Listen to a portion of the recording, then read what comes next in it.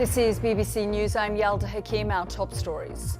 The BBC is told 10 people from one family, including 6 children, were killed in a US drone attack. The US says the target was an Islamic State suicide bomber.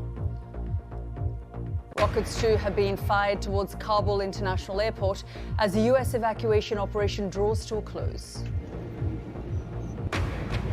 And I'm Lisa Doucette in Kabul, where you may hear US warplanes are in the sky as the hours are counted before 20-year US military engagement in Afghanistan ends. We'll also be live in Washington to speak to Pakistan's ambassador to the United States about the situation in the country. Also in the programme, 1 million people without power as Hurricane Ida churns into the US state of Louisiana, 16 years to the day after Hurricane Katrina devastated New Orleans.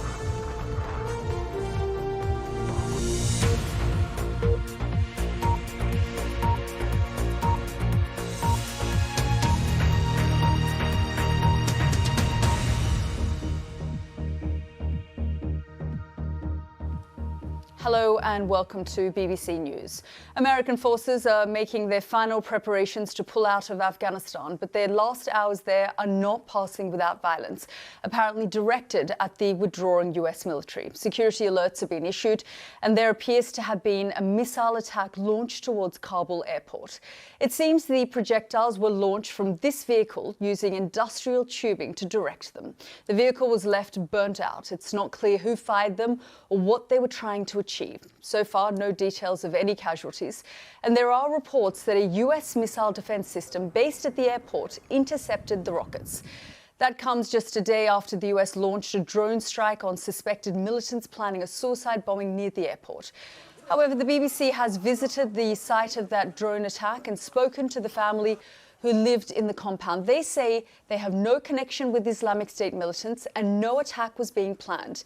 They also told us that some of those killed had previously worked with international forces and that there were 6 children among the 10 victims. All this happens as the last few American evacuation flights are preparing to take off from Kabul's airport. It seems clear that not everyone who wants to leave will have been able to.